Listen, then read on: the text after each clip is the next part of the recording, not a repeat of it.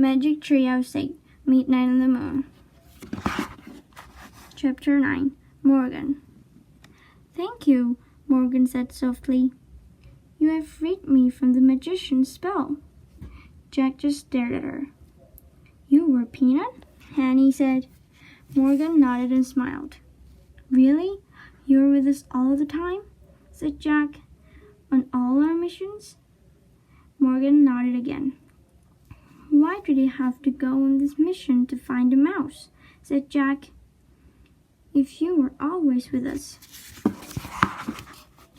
To break the spell, we had to be on the moon, said Morgan. You could have broken it the minute we arrived. Oh, that's what you were trying to say, said Annie. We didn't have to leave the moon base at all. Morgan nodded, smiling.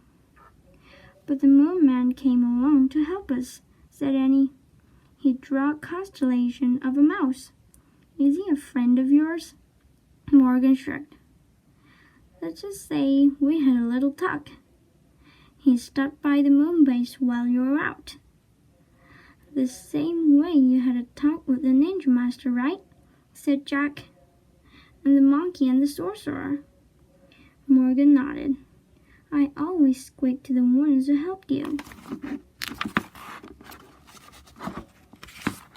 But how did they understand you, a mouse? Said Jack.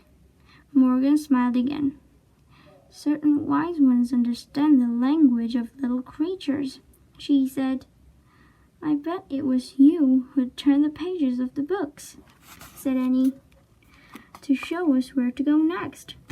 Morgan nodded. But who turned you into a mouse? Said Annie. Morgan frowned. A certain person who likes to play tricks on me, she said. His name is Merlin. Merlin, said Jack. The greatest magician who ever lived. Morgan sniffed. He's not that great, she said. He doesn't even know I have two brave friends who help me.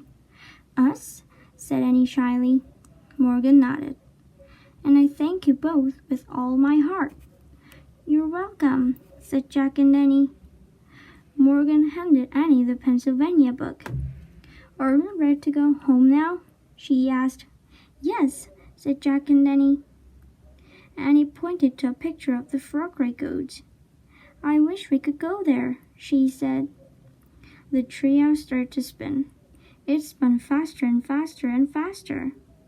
Then everything was still, absolutely still, but only for a moment.